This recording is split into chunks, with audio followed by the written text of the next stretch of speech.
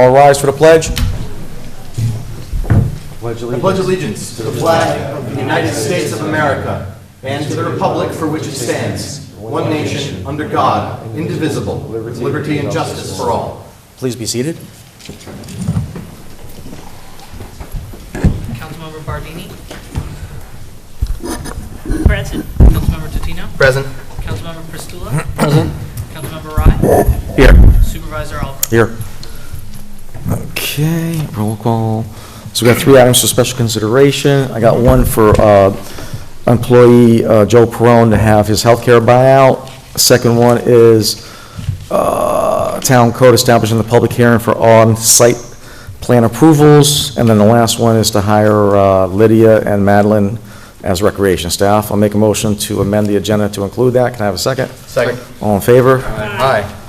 Next up is acceptance of the minutes of May 6th and May 13th. I presented as a motion. Can I have a second? Second. All in favor? Aye. All right, next up is, Can you wait 1 second? Sure. Did you include this amendment to town code on Joe Perone? expiration of site plan approval? Yes, I put that in there. Did you Yep. put that in there? Yep. Okay, I didn't hear it. Anything else? That's it. Okay. So who are our new employees? Put your hands up. All right, well, come up to the podium.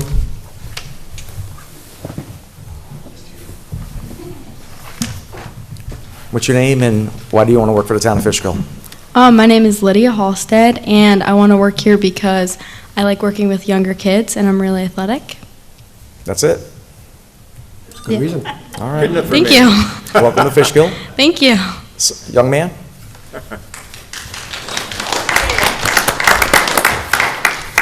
Slide down a little bit. Slide down a little bit. Greg, slide down. Space here. Hello, I'm Boston Smith, and the reason why I want to work here is because I've been playing basketball at the Fishkill Rec ever since I was young, and my brother's been working at the rec for the last 5 years, so I kind of just know what's going on, and he's been working there, so it just really interests me, and I know what my expectations are, so I would just like to get in the program. Well done. Thank you. Great. Thank you. Well done. All right, we'll be hiring you too. You guys don't have to stay. All right, you guys can go home. Yes. Go do homework, yes. Study for those regions. Go watch the Knicks. Yeah, that's Oh, not my bad. gosh, the Knicks. So we got that. So next up is privilege of the floor for general town items. Just curious, who wants to speak today? Just raise your hand who wants to speak. Who's that in front of us there? Who's that? The gentleman in the front is Mr. Shade. Mr. Shea? Okay, we'll do Eddie first, Mr. Shea, and then the gentleman in back of you.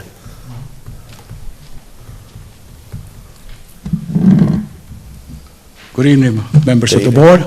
Evening. The name is Eddie Colon. Next to me is, I'm representing the Fishkill Rotary Club. Next to me is Raquel Valdesi. She is the new director for the Fishkill Food Pantry. So I'll start first. So, as you know, on November 11, 2025, we did an installation of the American flag retirement box right in the main street in Fishkill. So this, on June 14, Flag Day, we're doing a ceremony at the Fishkill Rural Cemetery. And the Rotary Club and myself are inviting you, members of the board, and all veterans that are watching this today, to please to attend. We'll be having most likely the Boy Scouts are going to be there, dignitaries are going to be there. I believe the color guards are going to be the Fishkill cadet, police cadets, and we will be doing the ceremony of the flag the proper way. So we're inviting you all to come and represent the town like you always do, especially you, Mr. Supervisor. You're a veteran, and this is, you've always been on every ceremony, every event that we do out here. So to you, thank you for your services. And that's about it in my part. As far as the food pantry, we are here. She's going to speak a little bit more, but I'm just going to make it quick. We're asking the board's permission, again, if we could put a box in the front. The food pantry needed help. We are in need of help, now more than ever. So to the public that's hearing us out there and watching this program, please help. Fish Kids always come through. Now, Ms. Raquel Valdesi. Hi, I've met some of you before. A pleasure meeting the rest of you. I'm here to really talk about the food pantry. Some of us saw us on the streets during the block party with donation cans and asking for food and telling people about the pantry. So one of the reasons that we are in need of food, and there's a fear that this need is going to become greater, is that SNAP benefits, the rules and regulations have changed a bit, and people need to they need to work. It may take them time to work. Some people may not have signed up in time. The last time there was a change with the SNAP benefits, we were inundated with new clients. We're always happy to feed our neighbors, but we only get in so much food. And then the food bank, where we get a lot of our food, also will be hit. And sometimes we get more food from them, and there's some food we buy with grants, and then there's food that is free, and that really dries up. So you'll see we're doing a food drive in Fishkill at the ShopRite on June 13th and 14th from 8 a.m. to 3:30 p.m. So people can go and shop and give us food that way. And then yes, if we could have a box where people can just readily drop off donations, that would help. We are also happy to have monetary donations. We can sometimes shop at the food bank, get more for our money, sometimes get 16 cents on the pound for items. Anyhow, so our shelves are pretty bare. We had a record day last Wednesday. Close to 100 people came in within an hour and a half or something. That is not something that's happened before. So we're just reaching out to let the village of Fishkill know, the town of Fishkill know, who's been so supportive of us. We just want to get the word out. You guys okay letting them put a box out? Always. All right. Yeah, I suggested, I'm just going to throw this out. Oh, yes, please do. And, because I was waiting for you to say it. We did I thought it was pretty successful, Eddie, that drive-through, in the island in front of the police station, putting the tarp in the island, putting it out there via the eGov newsletter that we're, having a drive-through donation of food, and it seemed to be extremely successful. So maybe there's a date you guys might want to try to do that. That would be incredible, because we had talked about that. Yeah. I think we have a few food drives right now, so maybe if we could start with a box somewhere and then sit and find a date, Yeah. Or that would work. But just come back to us with what you think might work, and we can work with you to put it in eGov, And I've got a tarp, I'll bring it out there, and, it was just very successful, so. No, that would be terrific. Honestly, the community is what helps us. We also we only have to give 3 portions per person, and that's what we get credit for. We give Can you speak more into the mic? We give community members 5 portions per person, not 3 portions, which is what we need to do for TFAP. We really try to make sure people have the food that they need. So if we can be generous, we are. If we can't, then we pull back so that everybody has some food. But it is with the price of gas and the food prices, we're just getting more people coming in. Yeah. Thank you. Thank you for your time. Also, Mr. Supervisor, could it be possible that this could be posted in your ego for the next? Bring it in, give it to, I'll give it to Joe. You got it right there. I got it. I got it to Thanks. Joe. Thank you, guys. Thank you very much. Thank you. Mr. Shea, you're up. Good evening. How's everyone doing tonight? All right. Before I start, I just want to say go Knicks. Very big evening for New York. So my name is Mike Shade. I live in Fishkill. I'm also a candidate for county legislature here in Dutchess County, and I wanted to speak to an issue that's getting a lot of attention here in the community, which is the question of a proposed AI data center in East Fishkill, just down the road. Of course, many folks are concerned about this, and I feel that this should be a significant wake-up call for Fishkill as well as other communities across the Hudson Valley. First, I want to thank the town board, especially Greg, for being proactive in protecting Fishkill before a project like this ever lands on our doorstep by putting this on the agenda for initial conversation. I know that you're looking at potentially considering zoning regulations that would address and potentially restrict massive high-consumption facilities like this. So I appreciate you guys being proactive and putting this on the agenda for discussion. And I think this is important because according to the Albany Times Union, the proposed facility in East Fishkill would consume as much energy as 800,000 homes. Let me say that again, 800,000 homes. Now, to put that into perspective, that's actually more than 6 times the electricity used by every single homeowner in Dutchess County. 6 times all of Dutchess County. Additionally, that's about 76 times the number of homes in Fishkill, and it's simply staggering, that amount of energy for one proposed facility. And when one project like this requires more than 6 times the electricity needed to power homes in Dutchess County, this is not an average neighborhood economic development project. We're talking about heavy industrial development that brings enormous demands on our infrastructure, but also at the same time, very few long-term high-paying jobs, which is one of the reasons why I'm particularly concerned about this proposal. We've seen across the country that communities are finding that facilities like this are placing enormous demands on our electric grid, also placing enormous demands on water infrastructure, having significant noise pollution problems, light pollution problems, and at the same time, again, not bringing many long-term jobs. We know here in Dutchess County, we know in Fishkill that many families are already struggling to pay their utility bills. We know that many local residents should not have to subsidize the massive infrastructure investments that would be needed to serve a large data center like the one being considered in East Fishkill, which undoubtedly would only line the pockets of large and wealthy, massive corporations. And I think it's important to note that this is not a partisan issue. According to a recent Gallup poll that came out this past month, that poll found that the majority of Democrats, independents, and Republicans all oppose building massive AI data centers in their own communities. So I think it's really critical that Fishkill continue to welcome responsible economic development, and responsible, I think, is the key word. But development should strengthen our community, not strain our infrastructure or negatively, potentially impact the quality of life of local residents. We've seen across the country that other communities are dealing with the consequences of projects just like the one being considered just down the road in East Fishkill. And I'm really glad that you guys are beginning to have a conversation about this here tonight. I think that Fishkill has a rare opportunity to get ahead of this problem. We know that there are dozens and dozens of similar data centers being considered all across New York State.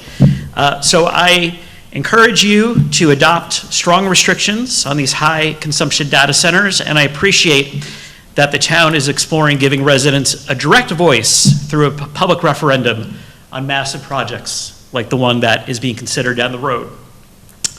A project that could fundamentally change our community should never move forward without the people of Fishkill having a say.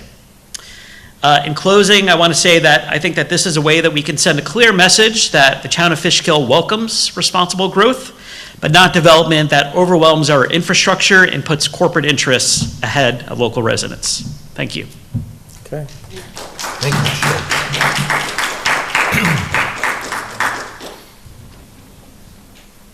Hi, everyone, and good evening. My name is Karen Finnegan. I'm a resident of Fishkill.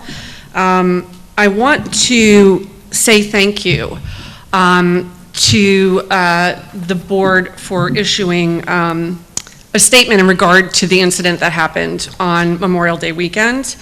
The village issued a statement, the town issued a statement. I saw individual statements from Greg and Don. I don't know if anybody else did an individual statement. I haven't seen them, but I appreciated that.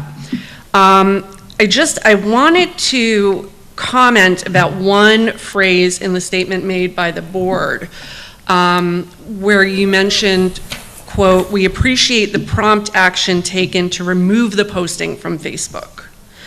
So I had to think about why that was bothersome to me. First of all, it hasn't been removed. It is literally everywhere. My husband, who works in Harlem, was talking about it today. The guy who did the Nazi salute behind the 2 young women, children, adolescents, at the festival, his name is everywhere. Like, his people are attacking him, they're attacking his business, they're attacking his family, they're saying horrible things. They are calling him Stephen Miller's pastier brother, wrong said Fred. dangerous douche canoe, Timo Jeff Bezos, and worse. And I have to tell you, I love it. I love it. I love it so much. I think that if someone does that, they absolutely should be everywhere, and everyone should be up in arms and bringing attention to it. So that statement about pulling the post, the reason why it bothered me, the reason why I'm such a hard disagree on that, is because we have an epidemic of this in this country of ignoring history. And this is recent history, and to me, it is such a mistake to try to push it under the rug. Brushing hate, intolerance, and evil under the rug, that's what got this country into the mess we're in to begin with. So, again, anyone who does this, in my opinion, needs to be called out, and called out very vocally. As a community member who runs a semi-popular Facebook group, I just want to mention that there are ways to do this responsibly. Number one, block out the face of the minors. Number two, get permission from the mom. Super easy to do. I have it. Number three, confirm their identity before dropping a name. His name is everywhere. It's 100% confirmed, and it's on our page. And post and share on your group and page, and moderate the page. I've seen pages that are like, oh, we had to pull the post because it got too crazy. You know what? If you're a moderator on a Facebook page, you control that page. If anyone's on there supporting a Nazi, you can bounce them right off the page. Simple to do, one click. So finally, I also wanted to suggest that this could potentially be an opportunity. As horrific as it was, it could be an opportunity for us to do something that's more than just issuing a statement, which again, I thought the statements were really great. But I would like the board to please consider this as an opportunity to maybe make some kind of, create a committee, set up a funding stream, write a bylaw, all these things that people who govern can do. And I would personally be willing to help. I don't think I'm the best qualified to help on that, but I do know there are people who would be willing to volunteer on a committee. Diversity, equity, inclusion is a scary term right now, but we can call it something else. But I think that our community members of color, our community members who are in same-sex relationships, who are different religions, who are, different backgrounds, not white, straight, and Christian, really need the attention and support of the community that falls into a privileged class, right? Which I consider myself, and pretty much everyone I'm looking at the board falls into that category.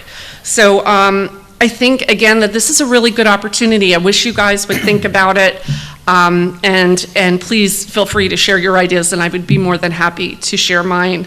Was horrified that it happened in our community. It was heartbreaking as somebody who's a mom and who has girls who, it was the most wholesome thing you could imagine, a little TikTok dance, right? So there's got to be something that can actually be done that goes beyond a statement, and I certainly will be doing my best to amplify this and bring attention to it, for the fact that I hope this guy is never able to leave his house in peace again. Okay, and so that is my statement, and I thank you for your time. Thank you. Who else wants to speak? Kenya?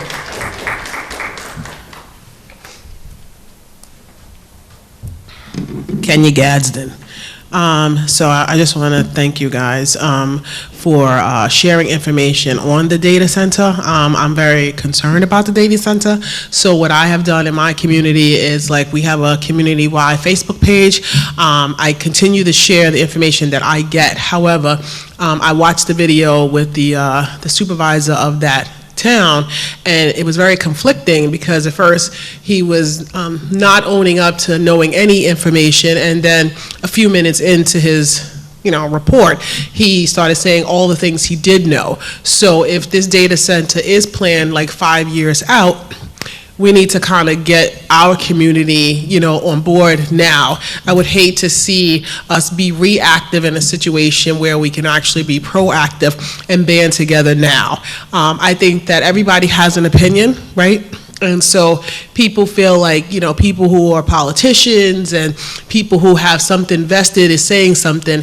And what I've said to those people privately, not on social media, is that we all should have a vested interest in securing and safeguarding our community. And so whether you're a politician or you're just a lay person, we all should have that equally yoked. However, that is not always the case. And so right now, I think whatever can be done from Fishkill standpoint, if you guys see fit, to keep the community abreast of what's happening as far as you get it, that would be very helpful. Because if we get this water, electricity, it would be a nightmare. And Ozzy, I know that you spent a lot of energy and time in ensuring that water and infrastructure, those things are safeguarded and secure. So this is actually a threat to our environment. And so I would hate to see us trying to push back on something where somebody else already signed the deal. So I thank you in advance for all the work that I know you guys are going to do. Thank you. Well said. Thank you, Kenya. The Honorable. Anybody else wish to speak? Anybody else? Hang out, and when we get to the discussion item, I'll bring you guys up to the podium and we can talk about the ambulance stuff, okay? So this way I don't have to break. We'll keep you guys in one shot. Jack, you got anything? Well, I did want to talk a little bit about what Go on. happened. This is your time to do it. Okay, all right. Just speak in the mic. Yeah, it's a little far away from you there. Sorry. Can you hear me?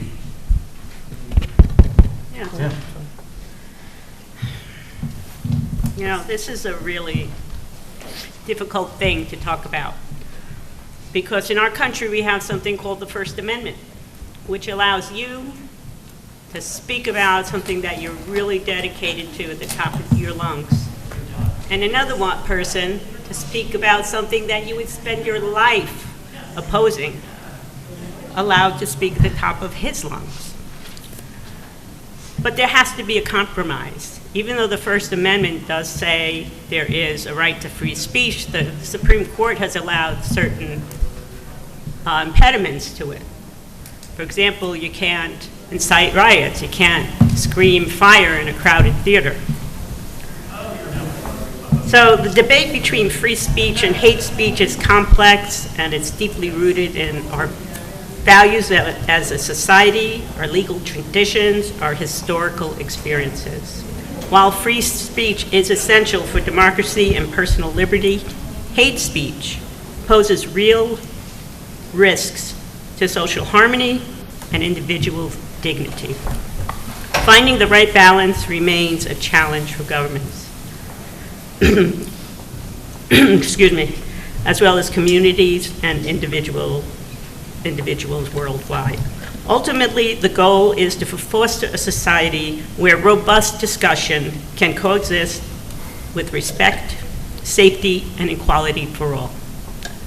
While I think this gentleman was exercising his First Amendment right, I think we as a society should recognize that especially children should not be exposed to these things.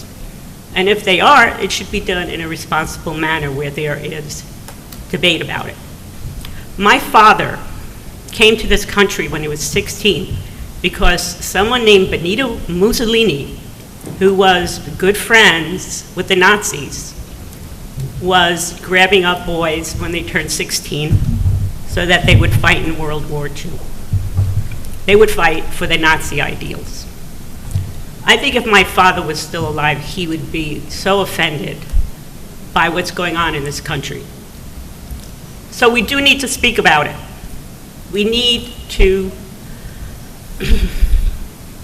call out hate. And Nazism is hate. And I do not respect that. While I said the First Amendment does give us broad rights, I don't think this was the place to bring hate to a family event in a small town in the Hudson Valley. To do this in front of children who are just posting, having a good time posting a dance on social media. You know, that really destroyed the fun and the family values that was supposed to be the part of that street fair. So, you know, we need to keep talking about this and make sure that people understand that we do not condone this, and we never will. Thank you. Well said, Jacqueline. Greg? Well done, Jackie. I've got a few things. I'll start positive, get serious, and then get positive again. First, I'd like to thank everyone in the town and village of Fishkill who was involved with our Memorial Day observances this year. From our police department and our cadets who were at our war memorial along with our veterans for our town ceremony, to the good people over at the Fishkill Rural Cemetery, and our guest speaker, Captain from West Point, who gave some very poignant remarks, and of course the village and the Village Activities Committee for organizing the annual parade and ceremony there, and to all the individuals and organizations who marched and made it a very patriotic display. I thank everyone for doing that. I'd also like to congratulate the people from not only the town DPW and Rec, but also the Dutchess County Office for the Aging. Today was the senior picnic over at Gearing Park. It was very well attended. Everyone had a great time, and as always, a wonderful opportunity for community spirit and to celebrate some of our seniors, including Mr. and Mrs. Burka, who we've seen many times here at our town board meetings celebrating their 60th anniversary. So I'd like to give them a shout out and congratulations to them. 60 years, remarkable. I'd also, in speaking of community spirit, I want to commend the village of Fishkill for what was, the incident notwithstanding, a fantastic block party on Saturday evening. Thousands of people, excellent music, community organizations and vendors, restaurants. A great time was had by all. And I was there. I was there when an unmitigated idiot did an unexcusable thing. I didn't see it. I was not aware of it until much later. I've made an official statement about it, and I stand by that. But I am reminded of a particular paradox, and it is the paradox of tolerance. In order to be a tolerant society, we must be intolerant towards intolerance. If we accept intolerance and are forced to allow it to exist, it will fester, it will grow, and it will tear us apart. And as Jackie said, if you look around in our country right now, there is a lot of negative energy, a lot of hate, and a lot of people who have risen to power in our government by telling you who to hate and why. And those people almost always don't look like you, or don't pray like you, or don't live like you, or don't love like you. Which is why, to pivot back to something positive, happy Pride. Fishkill is safe for you, no matter how you pray, what you look like, what language you grew up speaking, or who you love. Who you are is safe in Fishkill. Who you are is home in Fishkill. Unless you hate people because of who they are, you have no home here if you hate like that. That's all I have. Thank you, Councilman. Thank you, Greg. That was excellent. Two things. I want to thank Commissioner Bierce and our Chief of Police for meeting with me on a Sunday morning for a couple of hours, really giving me an overview of our police department, the facilities that we have, the things that we do, and I walked out of there very, very impressed with a wonderful full-time police department staffed by part-timers, and I learned the challenges and the benefits of all of that, and I certainly want to thank them one more time for doing that. On the other note, if you read my statement that I wrote, I've been married into a Jewish family for 50 years. I'm not Jewish, but most of my family is. And I'm not sure about, I'm not a real savvy social network person. I'm reading a lot of stuff. I can't say who said what or if somebody is misquoted, but it seems that this gentleman that did the gesture is hiding behind the Roman salute, saying that it was not a Nazi salute, it was a Roman salute. Well, I researched the Roman salute. It did not go back to the Roman Empire. It started in 1764 in a painting by Jacques Louis David in France, where he depicted the Roman soldiers standing in that stance. There's no history that would take it back there. That stance was adopted by fascist Italy, as Councilwoman Bardini said, and Nazi Germans in the 1930s. It has been banished in European countries. It is illegal in some countries to use that stance, and it is associated with the discrimination and the Holocaust and all of the negative things that goes with it. And to try to hide behind a made-up thing is just not in my book anything that an adult should be doing. The other thing, as Councilwoman said, we don't behave in front of children like we behave in front of adults. We tend not to curse as much in front of children. I know parents that don't smoke in front of their children. We change our behavior when we're around children. And that goes for this gentleman too. He should have known a lot better than what he was doing. Thank you. All right, Bob. All right. I mean, I can't really add to what's been said because it's my sentiment exactly. Jackie called and said she was going to be making a statement, and I knew it would be from the heart. Greg, of course, always makes good points, and yours were excellent. I love the research on the salute.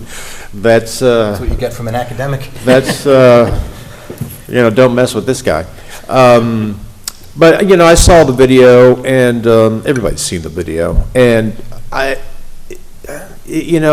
don't know what's going through this person's head, but I also was going to touch on the fact that obviously that reminds us all of an evil era in global history.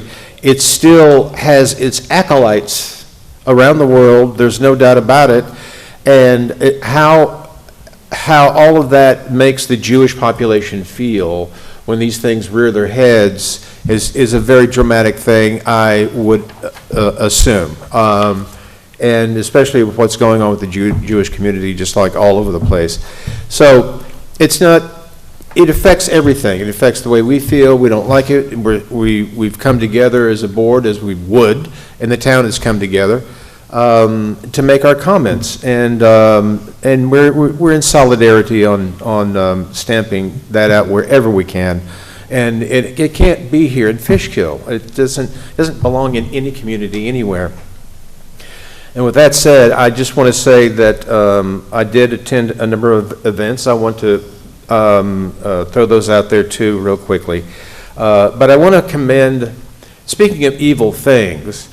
But still, I'm extremely proud of our police department and being a part of a bust with the FBI and the New York State Police of some people, some pedophiles, and right here in Fishkill. I mean, sickness is everywhere, and we have to be on guard. But our police being involved in that, and if people read it in the paper, I'm just very, very proud that we're able to stamp that out also in this town. So my congratulations to the force for their great professionalism in that.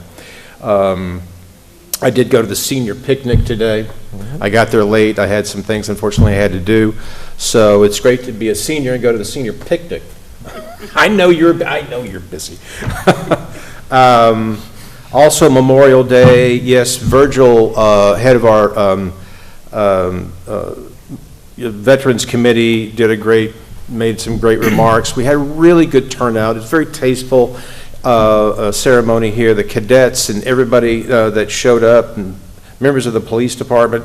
The Fishkill Rural Cemetery was also very, very tasteful and interesting, and good to go to and listen to the historian from the academy, so that was fantastic. And that's who it was, the Burka's 60th celebrate, that was the shout out. I didn't get a name Yes, of that. I heard the shout out. Special anniversary dance. So congratulations, Mr. and Mrs. Burka, on that. God bless you. Okay. Well said, all the board members, the citizens, about the event that happened in the Village of Fishkill block party where two young girls were dancing in a video and a person threw up a Nazi salute. Fishkill has no place for that type of behavior. He can go back home and do it where he comes from. So I commend all our board members and the Village of Fishkill for what they've done, and we'll take it from there. Coming this Friday is our big event. Been working hard with all the board members, Brian, Greg, Jackie, and Don. So our 250th celebration at Dutchess Stadium. Gates open at 5:30. It's going to be a great event. Free parking, free fireworks, and the first, 1,776 what, Greg? First 1,776 people to arrive will receive a special commemorative America 250th anniversary pin with the town seal on it. So be sure to be there and participate and get your pin if you're one of the first ones there. The weather is going to be nice, no rain, might be a little hot. So just give you a quick review of what's going to happen. We'll be sending this out on our email system tomorrow night. We're going to have the Putnam Chorale sing a few songs. We're going to have the Town of Fishkill Police Department, led by Chief Stratner and Commissioner Bierce, bring out the color guard. We're going to have the New York State Society of the Cincinnati president, accompanied with the president of the National General. The Order of Cincinnati was created by George Washington right here at Mount Julian in the town of Fishkill. We're going to have songs by the school districts, the children from both Wappingers and Beacon. We're going to teach you about the roundabout patent. We're going to talk about the Fishkill Tea Party. The town of Fishkill had a real tea party. We're going to have the district attorney attend and talk about the law back in the day, the Duke of York laws. We spoke about that a few meetings ago. It was a pretty good presentation there. We're going to have the county sheriff speak about law enforcement and the Constitution. We're going to have some trumpet duets. We're going to have the historical society come. We're going to have a video presentation about the upcoming John Bailey sword that myself and Councilman Rye have been working on for the last couple of years with Councilman Totino, which is going to be between the police station and the rec center. So, what? I gave you a plug. I only designed it. Okay. Come on. So that's almost done, but Councilman Rye will be giving a brief video presentation on that. Then we're going to have the children from both the school districts read the Declaration of Independence, and then Brian will be announcing the musket volley, and then we're going to have a great fireworks display, and Central Gear Aggregate, Maya Cafe, and Thale Industries each gave us $5,000 each. So this event is not going to cost the residents of Fishkill a penny. So if you're not doing anything, gates open at 5:30. Please attend and enjoy a nice night in your community, where we can spread some love instead of hate. So that'll take us to the Chief of Police. You got some comments you'd like to make, Chief? Yeah, good evening. It's just been a busy couple weeks for us, so I figured I'd give you a little snapshot of what we've got going on. I guess we already mentioned, thank you, appreciate the kind words. You know, we had the operation with the New York State Police and the FBI. The FBI? Well, you said, sounds better when I say it like that too, right? The FBI. So they came in, we aggregated about 80 law enforcement officers all together to work together. I would love to give you more information. I cannot do that. Unfortunately, many of those investigations that started from the thing that was publicized are going to be ongoing, and it's not a flash in the pan. This is a marathon, not a sprint. So there's going to be more from that, but I'm afraid operationally I can't give you any details. So it was a good start, but there is more coming from that. Body-worn cameras for the police department. I have some good news there. That is all scratched out and finished. Training for that will start this Sunday in the afternoon. We have already captured our first arrest on body-worn camera during a testing phase. It just happened right in the middle of a DWI. So that first body-worn camera arrest is already in our data management system. So we're there. And I have to thank the controller who's not here. She shepherded me through a meeting with the Department of Justice so that we can unlock the grant pieces that are still outstanding. So those monies will be able to flow back into the town of Fishkill and we'll be able to get that going. So that's great for body-worn cameras. Body-worn camera is a policy. We have issued the comprehensive policy document for the police department. So it took me about 6 months to go through everything. I haven't presented it here to you yet because I'm still going to get some information and tweaks from the members of the department. All 50 officers are going to be able to have some input. I'm 200 and something sections. I'm sure I got something wrong somewhere. So good news, those guys will have red pens and help me. But that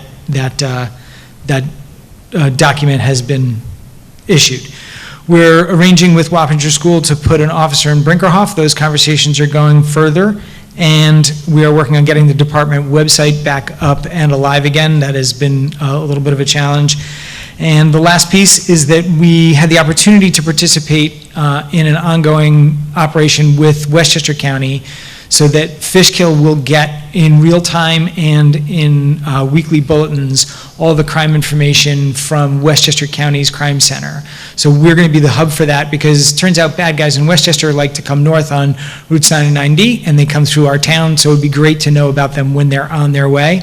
And then we'll be the conduit for the rest of Dutchess County law enforcement to get that information from Westchester. So it's kind of a little feather in our cap there. Excellent. Thank you, Chief. Great. Thank you so much. Thank you for coming. Okay, that's done. So the first thing up we got here is discussion of ambulance coverage for Glenham, Dutchess, and I left out Chelsea. So about 6 weeks ago, those three districts right now are covered by the Beacon Volunteer Ambulance Corporation. The rest of the town, excluding the village, is covered by the Roundabout Ambulance District, and Empress provides service to those, to that area, to that district. So about 6 weeks ago, as I talked about at the last meeting, leadership of BVAC came to my office and spoke about needing $1.1 million with about $500,000 coming from raising taxes from the citizens to pay them to keep their operation going. And then they said to me that if we weren't going to get that done, that they were going to leave. They were not going to cover those three areas by the end of the year. It's my duty to notify the town board and the residents know of something of this nature. So I have invited Empress today to see what they can do for us if we decide to go in a different direction. I will just let you know it's going to take a while to do a district, so we might be in the wind for fiscal 27, but if we do anything, I'm pretty sure we can get it done by 28. So I invited, please tell us who you are. I'm Robert Stuck. I'm the Executive Director of Empress.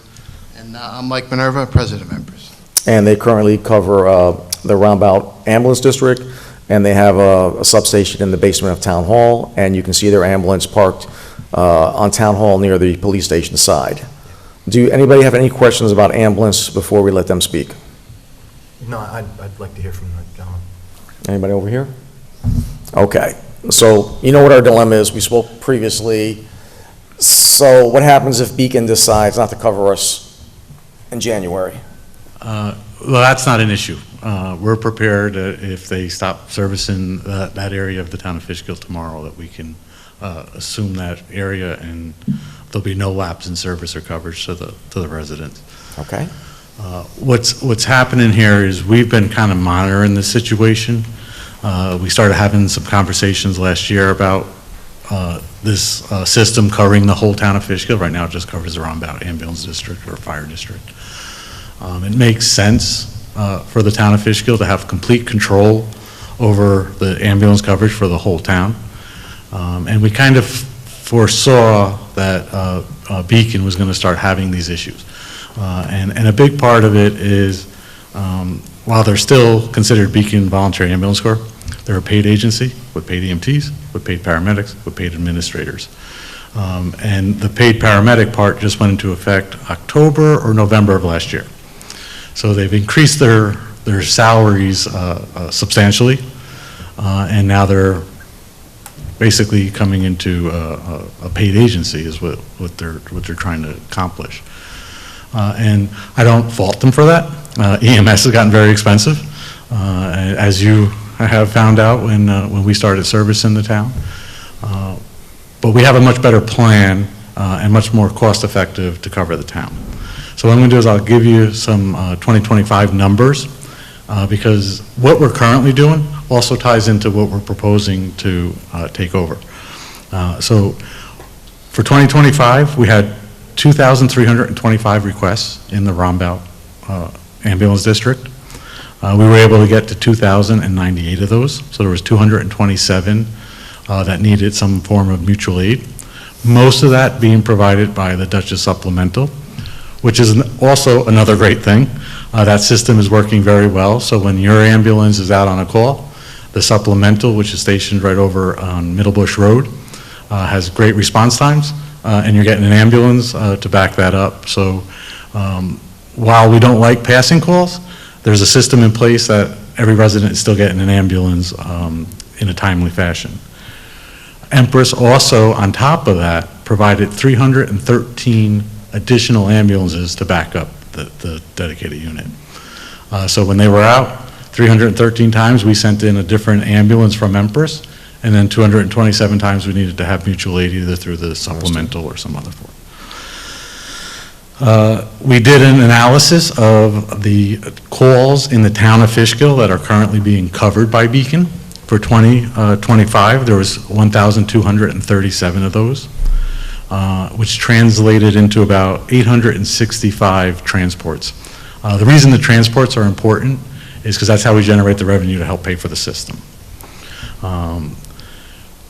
What our analysis was able to do is if we took those transports that are in the town of Fishkill, added a second ambulance 24/7, so you would have two ambulances 24/7. What type of ambulance, BLS or ALS? They were both BALS. Okay. Added the 227 calls that we didn't get to, so we would be taking those kind of back from the supplemental system. And some of those 313 that Empress is backing up.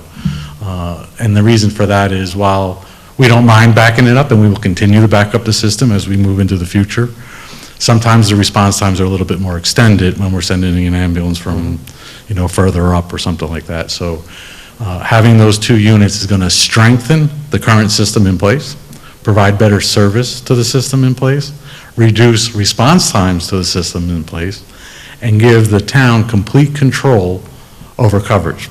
So you don't have to worry about someone walking in and saying, we're not going to cover it next week or next year. There's nothing needed on our end to do that. We are licensed to cover that whole area. When you called me and told me that you had kind of been given that ultimatum by BVAC, I gave you that commitment there. I've spoken with Michael. That commitment stands. If you have a problem tomorrow, you let us know. We put it in place.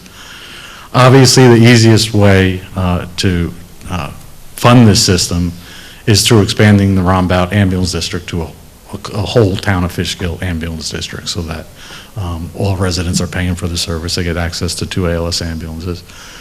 Our cost to add that second ambulance, right now the town pays $187,000. It would be an additional $200,000, so it would bump it up to about $387,000. However, that actually is very nominal for the cost of another ALS ambulance because of the transports.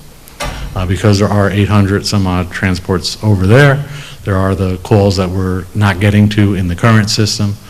So all in all, we service the whole town of Fishkill, gives you complete control over it, gives you 2 ALS ambulances, reduces response times, just overall strengthens the system.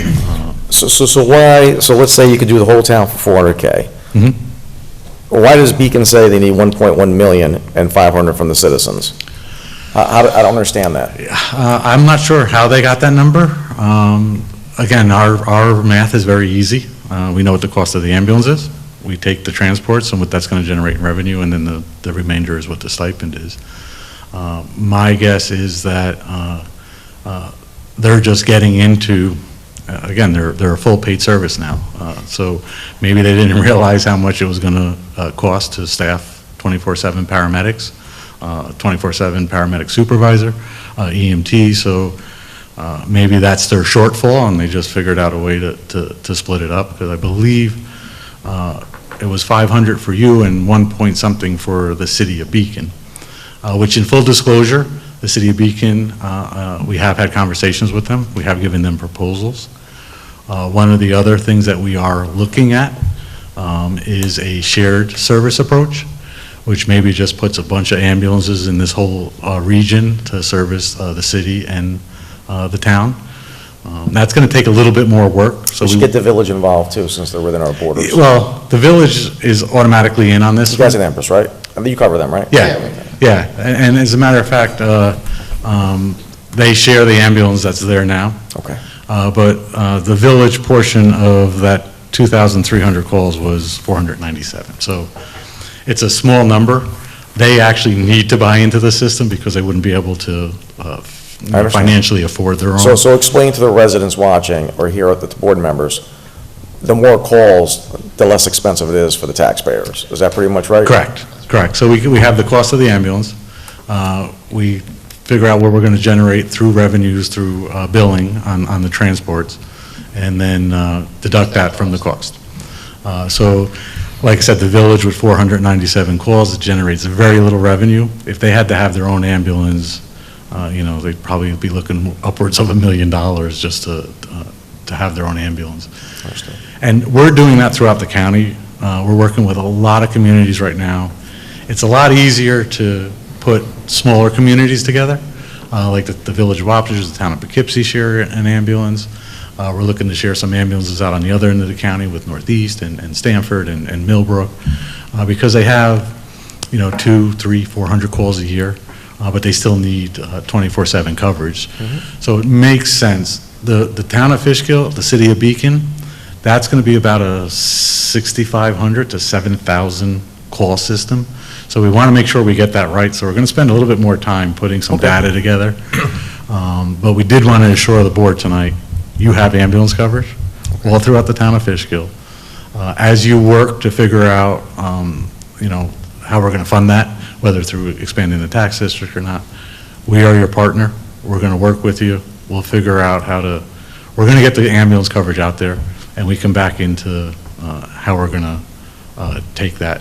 Yeah, we worked with Empress for the last several years. We have a good relationship, so we like your product. So what's unique is that Councilman Brazil lives in the Chelsea district, Councilwoman Bardini lives in the Dutchess Junction district, and I live in the Glenham district. So that would impact all three of us, and Greg, Councilman Totino, and Councilman Ryan live in the Roundabout district. It'd be nice to get a town of Fishkill ambulance to your address, right? I don't like being threatened that we're going to be abandoned, so it's a problem, and I understand people are watching, you're looking at between a $25 and $30 expense. I usually donate that money. They send you a donation thing once a year. It's probably exactly the same what I donate to the district. So it's a push for me. I don't know if other people donate or not, but I'm not going to take public safety into risk, and I'm not going to let somebody have a heart attack or a medical issue because an alleged not-for-profit is not going to service our three districts. So what I'd like to propose to the town board is to have the town attorney work with the town clerk. I know we have the documents. I just don't know how to figure it out, and I just don't know the timing because we're already in June. I start the budget, and by September, I don't know if we can do it this year. I just don't know. We can finalize the deal. What I'm saying is, it's going to take months to figure it out, then we have to have a public hearing, then we got to have, I don't know what the exact details is because there's already a district, or we might do something else, dissolve the other one, and I just don't know. Right. So we have to figure that out. Does that put a constraint on you guys, what he's talking about? No, we'll work with you on that. It may be hybrid in the beginning where we send another second ambulance down here, and maybe it's not here full-time, and we work on, again, making sure the supplemental is available. We will work with you to make sure that if they turn off the spigot tomorrow, you have coverage for those three areas, all of the town of Fishkill. We won't miss a beat in providing that service. So I appreciate that very comforting mentality. When your neighbor's house on fire isn't the time to argue about the price of your garden hose. So knowing that you'd be able to step into that void is meaningful. Just regarding the specifications you're talking about, there would be a second full-time ALS ambulance, so there'd be two ALS ambulances in the town at all times, and then there could potentially be a supplemental based on call volume as needed that would be available as a third if if volume was high? Absolutely. What happened was we have 2 extra layers on top of the dedicated. So the first layer is Empress. We're running a lot of non-emergency ambulances in the area. That's how we were able to back up the system 313 times last year. Got it. If we're not available, then the county has the supplemental system, which staffs an ALS ambulance 24/7, and it comes out of the Middlebush Road Station, which for access into the town is very quick and easy. So once your dedicated goes out, you'd have to have 2 now. 2 dedicated units go out. We would back it up, and then the supplemental, which is why... Your backup is also an ALS ambulance, or is it a fly car? Most of the times, it's an ALS ambulance. Okay. If we have nothing else, we'll send a BLS, and then the county also has a fly car. Okay. So what'll happen is we'll get on scene, usually before the fly car, because that's stationed in the center of the county. That makes sense. So they'll start For a fly responding car, it's over. Station Central. We'll cancel them if we don't need them. If we Okay. need them, they'll either make it to the scene, or we'll meet them en route to the hospital. Okay. Great. Any other board member have a question with it? Is there any, No, John? I'm just glad that we're on it, you know, because we got to keep the coverage, and it sounds like, I mean, you guys have been a pleasure to work with, and you still inspire confidence, so that's what our town needs to hear that, so I'm very happy they're here tonight. Is it okay with me moving on this with the town attorney? I think you need to. Absolutely. Absolutely. Jackie? Yeah, I agree. We don't want to be put, in a bad situation. Somebody needs care. Yeah, I Like just I don't said- like being threatened and abandoned, so I can't. And believe me, this came up about 5, 6 years ago. Jackie, you were on the board at the time, and the Roundabout Fire Department came here and lobbied to do this, and I'm really reluctant to do anything with a not-for-profit or volunteer service. I don't want to be known as the guy to get rid of them, you know what I mean? Right. But as these gentlemen have said, I've looked into their records too, it's becoming a full-time, paid apparatus. Yeah. So I don't have that same concern as I did 5 years ago. So I'd like to move on this, and I'll keep you guys posted. Well, and again, I think the important thing to also realize here is you're going to strengthen the current system. Yeah. So Yeah. not only are you solving a problem that's existed for probably a number of years, but you're actually going to even strengthen the system you already have in place. So it's really a win-win for providing service in the town of Fishkill. And then you have full It's good to have a win-win, but when somebody needs help, I got to make sure somebody helps them. That's the bottom line. Whether it's police, fire, or ambulance, we have to take care of our citizens. 100%. Thank you, gentlemen. Thank you. Thanks, guys. All right. So Brian, can you talk to Brian Thank you. about contacting the town clerk? So as you heard, we have an ambulance district. How do we add other districts to that? Understood. So let's get that process going. Whenever you might be having a meeting on this, call me and I'd Sure. like to listen in. I just think the logistics of the budget getting in the next couple of months, I don't know if we could do it for 27, but 28 we definitely have done by. And I'm tired of dealing with people coming here and saying they're going to leave us and stuff like that. It's, for $30, I'm not going Yeah. to risk anybody's life for that. No. All right. Supervisor, did you want me to table this conversation? or- No, just close it out for now. Okay. The board gave me permission. It's going to be a while to work on this. Okay. We'll go in that direction. All right, Brian, we talked about Brian about this red schoolhouse property. Yes, I spoke to Mr. Nugent, and there seems to be an open question as to who owns the property. DEC and Department of Ed are both denying ownership, but Mr. Gaba, the board's prior attorney, believed that DEC owned it. So I'm going to discuss it further with Mr. Nugent. The next step may be hiring a title abstractor to really lock down who owns the property. Oh, I apologize. Your name is Matt, right? Yes, sir. My apologies. I thought there was another Brian here. There is another Brian. There is another Brian. Yes, I yes. know Brian Nugent, but I thought you were a Brian as well. Yes, I apologize. Can I offer a thought? Yeah. Because, I mean, this has been going on a long time. It's kind of silly. So what's wrong with eminent domain? I Nothing. mean, no one's taken ownership of this thing. It's sitting there. Don't we mow it? Mr. What is the Mr. cost Marshmallow? for Yes. researching the title, and what's the cost for eminent domain? And no, if they're not claiming it, let's just take it. The issue with eminent domain is that you wouldn't be able, if it's owned by the state, the town wouldn't be able to assert an eminent domain claim over the property. Well, then at least we State has know, already said they don't own it. at least we know who owns it. And let them claim it. Yeah, let them claim it. If they don't claim it, it's So theirs. if we were to initiate an eminent domain proceeding, that would, to an extent, require the actual property owner to come forward. So if we didn't have a claim against the state, but the state denies ownership of it, then presumably they would have no interest in stepping forward to say, actually, we do own this property and you can't take it from us, when they assert that they've never owned it in the first place. Yeah. Is there documentation, has there been only phone calls where they've said, no, we don't know who owns it, or have they written to us and said, we have no idea who owns this? I'm not sure the extent of Mr. Gaba's communications, but I would imagine that I believe he conducted a brief search of the county records and was unable to determine, with certainty who owned it. Yeah, well, he was able to trace it back to the school district, and they denied who that. insisted that it had gone to the DEC. So he turned around and went to the DEC, who said, what the hell are you talking about? Yeah. More or less. I think I agree with Brian. Why don't we just start eminent domain? Let's just and do see it. what pops up. Let's just do it. And then if somebody claims it, then we make a deal, see if we can get the land. Jacqueline, what are your thoughts? Give them $1. Yeah, I mean, as long as there's notice and opportunity to be heard for whoever may have a claim, if they don't come forward, I don't see why it would be a problem. Yeah. So let's do eminent domain. Understood. Thank you, sir. I'm sure Brian will call me later and say, no, don't do it, but we'll see. All right. Next up is settlement of litigation. That was a $150K settlement. You guys read about that? Yes. Everybody okay with that? Yes. Next up is town cleanup day, which is September 19th. It's not a Jewish holiday. Everybody okay with that? Yes. Because I made a mistake one day and put it on a Jewish holiday, so we got to make sure that doesn't happen again. Yeah, make sure. I did.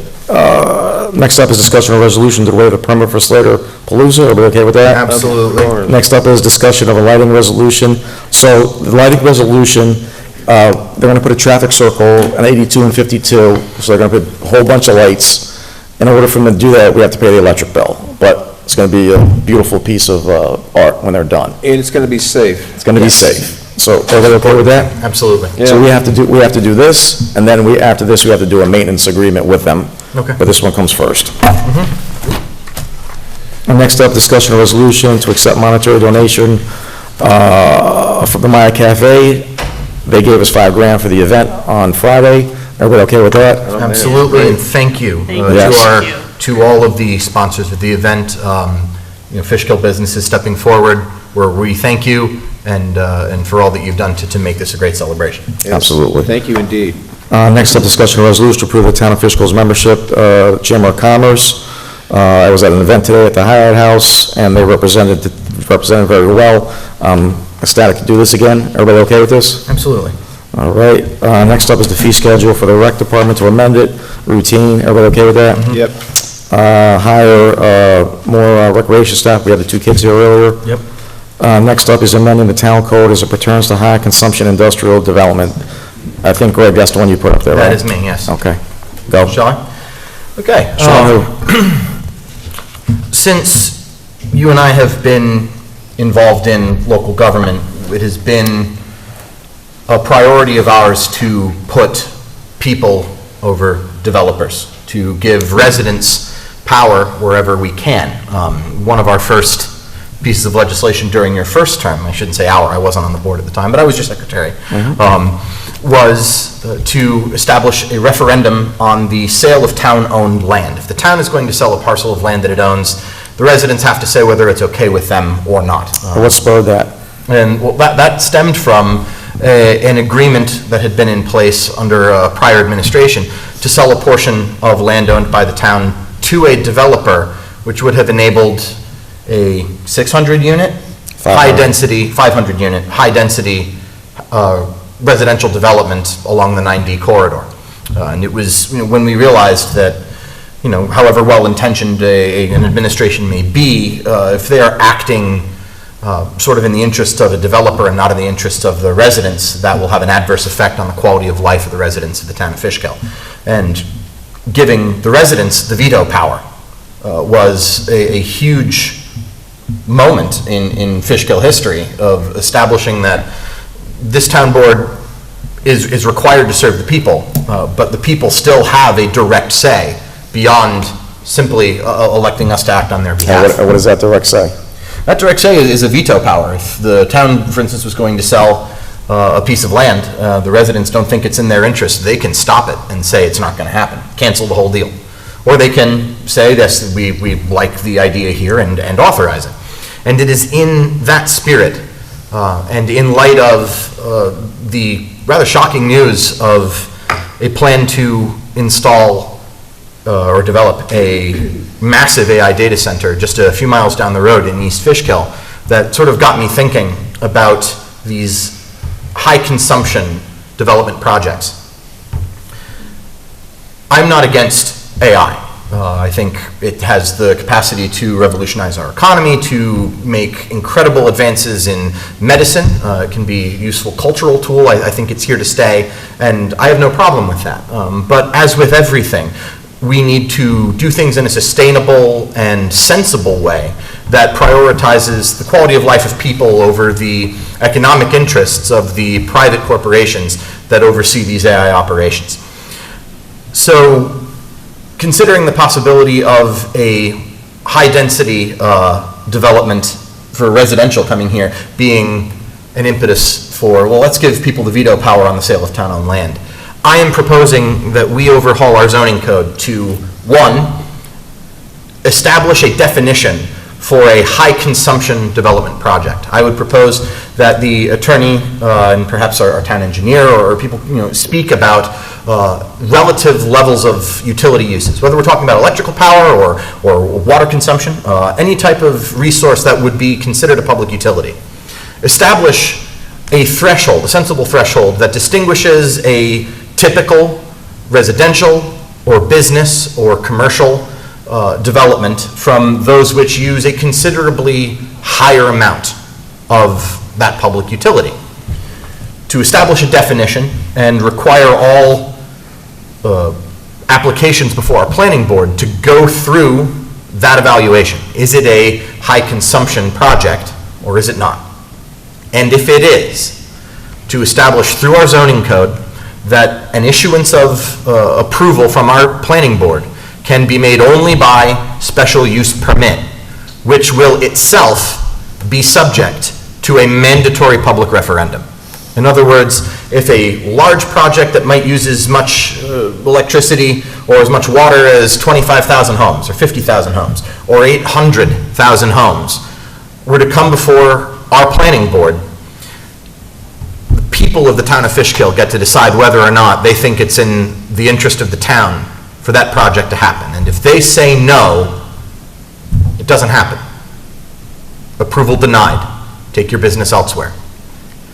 And I want to give the people that authority because I do not think that an outright ban on its face is necessarily a sensible plan. Because there may be 20, 30, 50 years down the road a plan for an industrial complex that could create 5,000 jobs in the town of Fishkill. We may be in an economic time where residents of our town would like some good paying industrial jobs. And they may view in their wisdom at that time that that project should be allowed to move forward. But it should be their decision, not ours. I have always been of the opinion that government should do as much as possible for the people, but should give as much power to the people as it can. And I think that a proposal like that, if Matt can get that to Mr. Nugent to draft, would be very much in the interest of the residents of the town of Fishkill, even if it takes a little bit of power away from the government of the town and puts it back in their hands. I'm all for it. I will ask your fellow board members if they're interested. I will ask. Well, I didn't know in what way you were going with this, and to be quite frank with you, I'm not up to speed on the negative side of the data centers that I'm hearing, other than the power consumption, which frightens me. There's no doubt about that, and we've got issues with that already with the grid all throughout New York, so I don't understand how that could be placed in East Fishkill. But I like where you're going with this, and out-and-out ban is probably not good. Leave the door open a little bit for future economic expansion, but I endorse it. Thank you. And I'll be happy to talk with you later on about specifically AI data centers and the public health risks that they can pose. But Okay, that's a separate conversation. Sure. There's a lot of information out there about what's going on with AI centers. I'm just curious, what do you foresee as the definition of high-intensity power usage, or, I'm having trouble That with is a term, the definition of which I would leave to the town attorney to formulate in terms of language, and I would recommend that maybe the attorney either, consult broader emerging trends in utility consumption, or if you wanted just to have a conversation with the building inspector or with the town engineer related to that aspect. I wouldn't expect Mr. Nugent to be an expert in utility consumption, but. So what's happening, if you look to Tahoe, Nevada, the electric company is giving the AI centers the energy, so at a higher rate. So anything that we do with this, it can't raise the rates for the existing customers. Absolutely. So the AI business comes in, and the energy companies run, it's their business. So if you sell me a kilowatt for $1 and the business wants to sell it to me for $3, where are they going to go? So that's what happened in Tahoe. So look up AI Tahoe, and you'll see what we're talking about. I think the minimum requirement would be real simple, that it doesn't raise the rates on anybody else. I think that, yes, that is absolutely an important consideration. And perhaps we can include that in the provision as well, that any approved high consumption project, a stipulation of that must be that no ancillary cost of this, indirect cost, be passed on to the residents in the form of a rate increase. Okay, Jacqueline?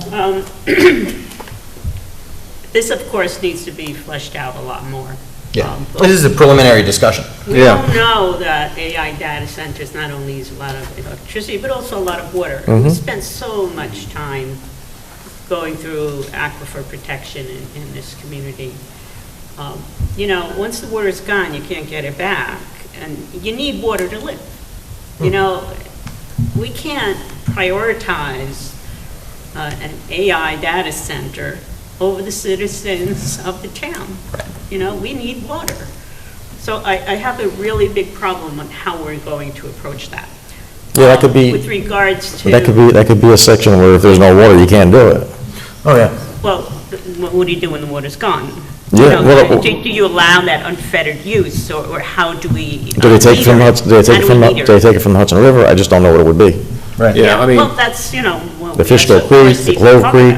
Each district has only so much capacity, so. Yeah, we know about that. Right. So, and then lately, how much we've been talking about the cost of power, and how Central Hudson keeps raising our rates, and how unaffordable things are becoming.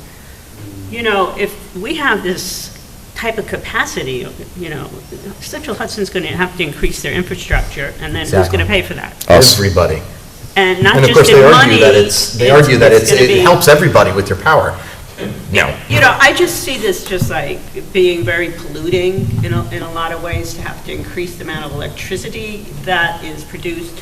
Maybe we need some kind of mandate that there's some renewable or primarily renewable energy put into these centers, so they do not directly affect the people, I'm going to go out on a limb here. In as much as I completely respect and support the idea of really establishing these firm limits, I'm not wild about establishing, you need to provide your own water, or, there can't be any electrical cost to the residents, because it, for me, is the 10-foot wall, 11-foot ladder. Like, if the purpose of establishing all these rules is to make it so that way they have to comply with all of these things, if a company thinks that it's in their economic interest to build in the town of Fishkill, they'll find a design that complies, and then we're stuck with it because there's no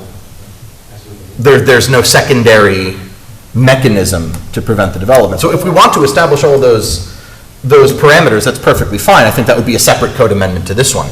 But the broader point being here is that anything like this, whether it's an AI data center or any other type of large-scale consumption, project, the residents of the town of Fishkill need to be the people making the decision, not whichever 5 people are sitting on this board, not whatever 7 to 9 people are sitting at the planning board, not the 7 to 9 people sitting on the zoning board. It should be the thousands of residents whose quality of life depends on those 3 boards. It's really an uncharted territory here, you know, so how do we get that information out to the people so that they can make an informed decision? Really look what's going on in perhaps we can further stipulate with that for a permissive referendum, or excuse me, a mandatory referendum, that the costs of a public information campaign must be incurred by the applicant. So I think we need to if we need to send a mailing, I think. no, Greg, the cost be incurred. It doesn't mean that they get to get public information, that they have to pay for it. Greg, could I interrupt for a second? Absolutely. I think if we could, I think Jackie's correct, and you know this, we're in uncharted territory. Why don't we just get a draft? Because I have a feeling we're going to go through several drafts before we get to something that's final. Let's get a draft, and then we can start talking about it at that point. But I think it's a good thing, and, Start. Yeah. Okay. Move on. All right. Number 12, discussion of resolution for the budget modification for that $5,000. We got to do a budget modification and take it. Are we okay with that? Yep. Next one up is discussion of resolution calling for a public hearing regarding a proposed one-time sewer assessment. So December of last year, we had a sewer main break on Hoos Boulevard, and it cost about $400,000 to get fixed. So the residents of districts are responsible for the repairs, and the total amount for each resident would be $190. So we're working with Councilman Ryan on that. We're going to split it up into, we're going to propose to split it up in 3 water bills. And the only way we could do this is through a public hearing. So we're going to set the public hearing for July 1st. And anybody that wishes to speak can come to the podium and speak. We're also going to put a letter in the water bill in the next cycle, I believe, the July 14th. We're going to send a public notice, and we're going to give a list of things that have been accomplished in your water and sewer districts for those that live in the district. Any questions on this, guys? No, I think it had to be done, and Camo did a great job taking care of this in the middle of the winter, from what I understand. Yeah, well, basically what you had was a developer back in the 90s took off, abandoned the property, put a substandard pipe in the ground, and then they added dirt on top of it in excess to make the backyards look bigger. And over the years, they've had multiple breaks, and they kept fixing and fixing. They began to fix the broken pipes back over and over, and then it just got too close to a person's house, and it was too unsafe to take that risk of having a house come down. So it was an emergency pipe repair. Next up is a 1-year, what is this one? Resolution in support of a 1-year holiday tax on holiday, I'm sorry. 1-year tax holiday. Yeah, I'm seeing holiday. On utility bills. Yes. Resolution in support of a 1-year tax holiday on utility bills. That was Councilman Ryan. Councilman Tatino wanted that on the agenda, so continue. Ryan, by all means. So it's hung up in, unfortunately, listen, we talk about bills all the time. We talk about our utility bills all the time. I'm as stunned as everybody else at the cost of power and the bills that we get. It's disgusting. And these are some strenuous times economically with gas and everything else going up. And this is simply a bipartisan approach to help people with the utility bills for 1 year and their green energy tax for 2 years. It could be as much or even exceed $100 a bill. And people paying bills and who are under economic stress come from all parties. And this is just a relief.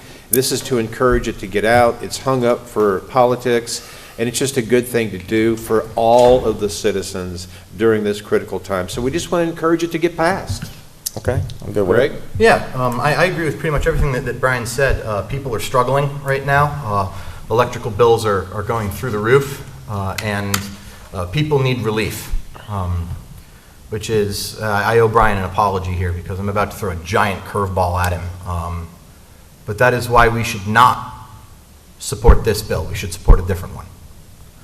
Please allow me to explain. I think that this bill was probably introduced with the best of intentions. It's a 2-year tax holiday that provides relief on the taxes that we have to pay on our utility bills every month, and God knows mine are high enough.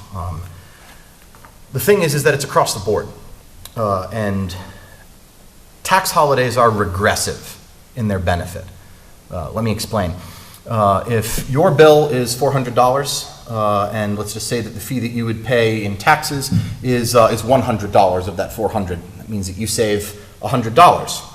If my bill is $4,000, I save $1,000. The more electricity you use, the bigger your savings. So middle-class families, hardworking, small business owners, yeah, they save a little. Major industrial corporations, huge power users, save a lot. Exponentially more, in fact. If we were thinking about high consumption industrial development, an AI data center that uses as much electricity as 800,000 homes would save 800,000 times as much money on their electrical bill as you or I. All right, so what are you saying? I am saying that there is another bill that has been introduced in Congress which would provide the exact tax relief that you're looking for us and small businesses, but does not provide that same relief to the mega conglomerates, ultra-rich corporations, and massive industrial centers that would receive an overwhelming benefit of the savings of the state Senate bill. It was introduced by Congressman Riley, and it has bipartisan support in Congress. It is the Utility Bill Tax Elimination Act.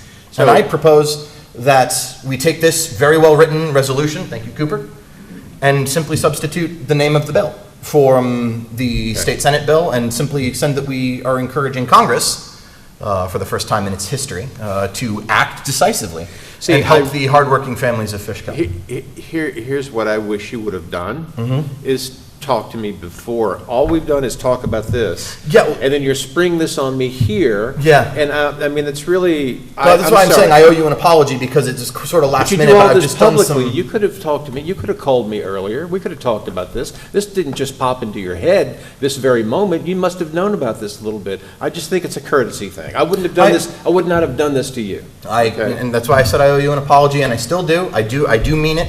This was not, certainly not meant to ambush you in any way, because I know how passionate you are about the topic. Wait, hold on a second.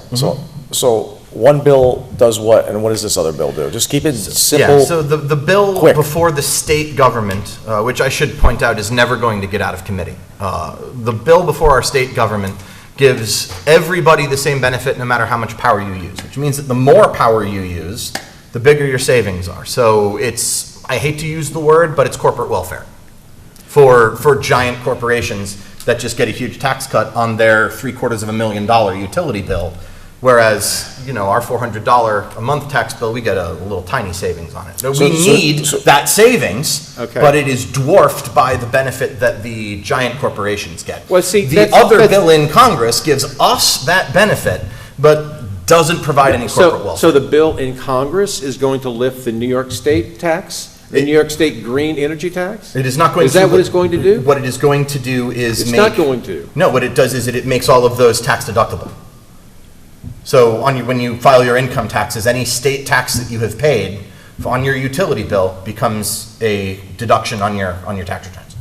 So it is not as immediate, but you get the same money back. I really would have enjoyed reading this before we had this meeting. Is it imperative we do it this meeting? It's not imperative, no, because table it till the next it meeting? would be imperative, I suppose, to vote if we were going to support the state Senate bill, because their session is going to end very soon. But the congressional bill, their session lasts until January, so they could vote on it at any time. So what's the proposal here, because I have it on for a resolution? Well, I was going to propose that we simply amend the resolution and adopt it this evening, but if we would like more time to do that, then I propose that we table it till July. I personally, I've heard bits and pieces about Rolliston's bill. I am totally unfamiliar with what the bill is in the federal government. So I am not prepared to vote on this. There's not enough information here for me to make an informed decision. Hey, if the board wants to vote in favor of it's already on for resolution if the board wants to just vote on that. we could vote on it and say no. Well, you know, But I just don't feel. I'm not it's voting on important two enough. bills. No, we don't have to vote on two bills. I'm saying if You and- if the you and board isn't Brian- interested in you and learning Brian- more about the bill that I've just brought up, we listen, could simply vote on the bill that Brian has I brought understand. forward. Listen, Brian has a good point. Mhm. Maybe this should have been discussed with him, but I'm not going to vote on anything. If we're going to do anything like this, it'll be one bill, so you guys can work that out. So we'll table this to July, is that okay? or- Yeah, we can table it. You know, I'd like some I time want you to guys to read be the bill. comfortable. Okay. You're at the 1 yard line, and I personally don't want to give billionaires tax cuts, so. No, 100%. That's it. But they need to know what's in there. I want a tax break for us. I don't want to give it to the people who need it the least. All right, so just table this, Cooper, to the July 1st meeting? Yeah, I think corporations already got a big, beautiful tax break. Yeah, they did. I mean, Greg, we worked on this all week long, and you spring this on me here. I'm a little upset with you. I'm just going to be honest with that. I understand, Brian, and again, I apologize. All right. Next up is, did Brian talk to you anything about the number 15? I have that we're setting a public hearing for July 1st. Yes, we have that, and, but we have no documentations, we're just setting up the public hearing. He had some reservations of how to do it. Did he discuss any of that with you? No, he did not. Okay. You guys have any comments besides what we talked before about this? No. Okay. Say that again. Do we have any other comments, anybody? Can we be prepared to do this on July 1? Yeah, well, first you have to set a public hearing, and then I forgot the dates, 15 days before the public hearing, you have to publish the proposed local law. Yeah. So basically what we have is we have a couple of properties in Fishkill scattered through the town where they've gotten their approvals and they're sitting on developing because they're probably looking to parlay and sell their properties. And it's been years. So other municipalities, I think East Fishkill, Wappingers, someplace out of Long Island, they all have laws that give X amount of years for somebody to develop after they receive their preliminary approval. That's what we want to do here. So this way, if they don't get their project done within 3 years, then it has to come back to the planning board, and it's going to cost them more money. So I'll talk to Nugent about that. Next up is reimbursing compensatory time for the tax receiver. Anybody have any questions about that? No. I've looked into it, and I think it is legit, and, you know, it should be done. Thank you, Brian. Absolutely. Next up, discussion of resolution to hire Stacy Romanelli to the position of full-time court clerk. Judge Raich is back up to par. Everybody okay with that? Yes. Next up is privilege of the floor for agenda items. This is the opportunity to speak about only agenda items. Nothing? Next up is consent agenda. I'll make a motion to accept the consent agenda. Can I have a second? Second. All in favor? Aye. Okay, the resolution was tabled. Items for special consideration. The first one is to hire Lydia and Madeline for the recreation staff. Now therefore it be resolved, the town board of town here appoints part-time employee to the recreation summer camp. Lydia and Madeline is attached here to the terms of pay attached, and upon completion of any all pre-employment screenings and approval of Dutchess County Human Resources, further resolved that the town supervisor is also like designee hereby direct to take full actions. Further resolved, this resolution take effect immediately. I present it as a motion. Can I have a second? Second. All in favor? Aye. What's this one here? This is the one to set the public hearing for, resolution to set the public hearing to consider all amending townwide established expiration of off-site approvals. Whereas the town board has determined in the best interest of the municipality to consider provisions governing the expiration of site plan approvals where a building permit is not issued within a certain timeframes allowing such approvals, and whereas such provisions are intended to ensure the approved projects proceed in a timely manner and the site plan does not remain indefinitely without construction activity, and whereas the board desires to consider adoption of the special local law establishing such expiration, now therefore be resolved, the town board of the town of Fishkill, number one, the whereas clause and incorporated herein is set forth in full. Section 2, the town board hereby schedule a public hearing for July 1st, 2026 at 7 p.m. or soon after. It can be heard to consider the adoption of local law to amend section 150-97, chapter 150 zoning of the town code of the town of Fishkill, establishing expiration provision for the site plan approvals where a building permit or construction is not timely issued.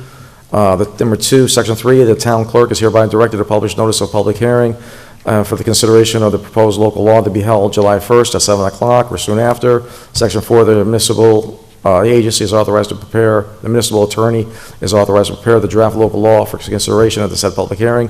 Section 5, this resolution shall take effect immediately. I present it as a motion. Can I have a second? Second. Okay. All in favor? Aye. The last one Can I is ask to... you a question? Absolutely. So, this is going to be, and we all agree this is needed, so. We see the projects, where do we get phone calls on? Exactly. So, this is going to be going forward, this is not going to reach back. No, I think I spoke to Mr. Nugent about this. He says we most likely can go back 2 years. So let's say a project has been abandoned for, like the one in 8252 since I got here. Right. So you're already talking 6 years. Right. They get 2 years to develop from there. Yeah, okay. So the clock will start ticking. So any of these projects that have been completed, they got existing ones will have 2 years to either develop, or they're gonna have to come to it'll expire, and they're gonna have to come back to the planning board.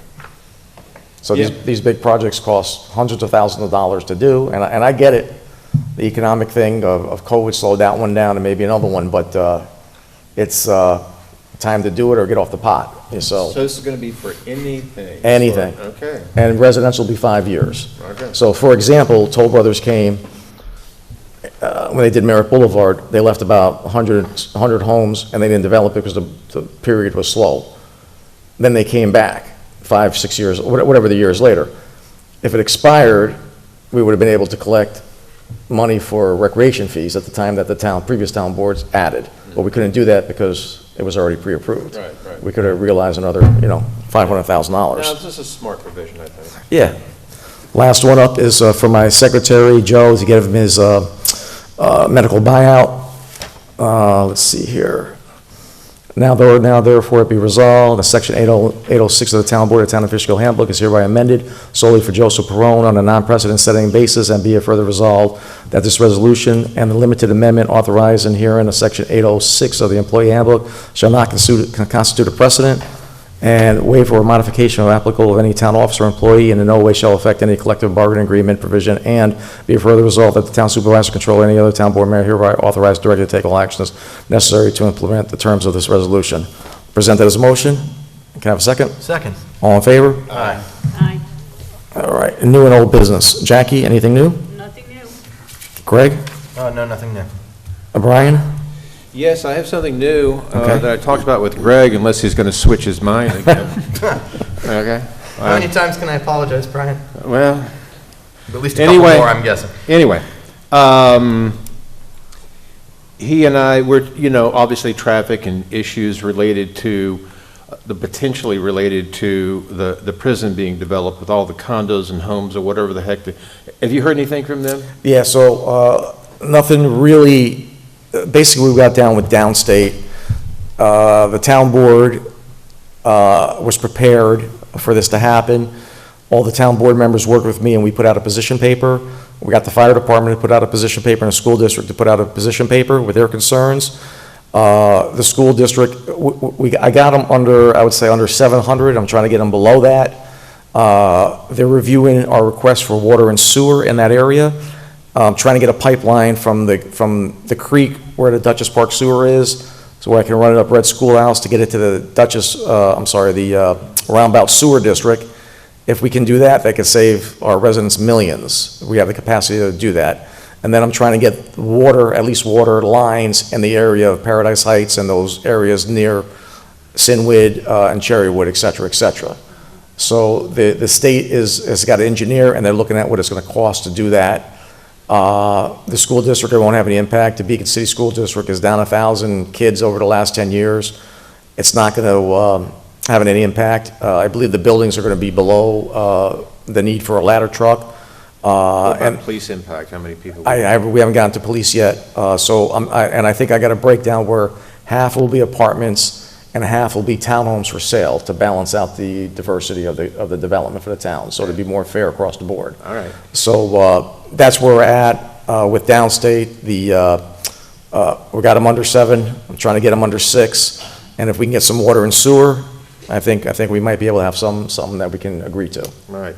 So one of the things that Greg and I discovered is, and I think this is something that the town needs in its hip pocket, is East Fishkill contracts with an engineer to do their own traffic study to counter what is given to them by the developer. So, because the developer is always going to come up with a traffic study that goes, oh, no, everything's fine. But if we have our own on a need basis, I'd like to look in to see what that kind of money can be. For how every much it would be project? cost- For every project or just this project?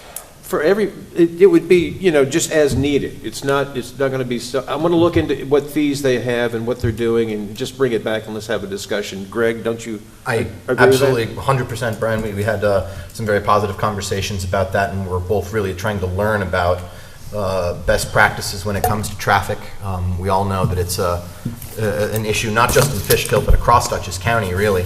And whatever we can do to arm ourselves with as much information prior to the development phase of projects in the town will be incredibly useful to protecting our residents' quality of life, and I know that that's something that we both really care about. I think we're all sick and tired of hearing someone else's traffic study going, everything is fine, when people are going to say, well, you know, you're going to have 800 cars coming in here, how's it going to be fine? So maybe if we get to the point where we have this, when we get a final plan for downstate, and they give their traffic study, we can have our person look at it. It might be a bargaining chip to get it even more reduced, but also projects going forward. Okay, hey, listen, they don't even lie anymore. They just say, yeah, it's gonna make traffic worse, but, you know, it is what it is. That's the point we're getting right now. So. Well, you know. Yeah. A little bit more power, a little bit more The worst juice. thing that we always hear from them is, well, I mean, your traffic's already bad, how much worse can it get? And the answer is it can get worse. Don't say something like that. Don't tempt fate. It can get worse. Don't make it worse. And this is why I'm trying to get a townwide benefit with the sewer. I know it doesn't sound glamorous sewer, but it's expensive. That's the thing. It's not glamorous but it when you costs need a it. lot of When money. you need it. So that'll be a townwide business because, you know, the town is big and you don't know really where you're at. And I'm trying to get an immediate benefit for the people, and I live right around the block.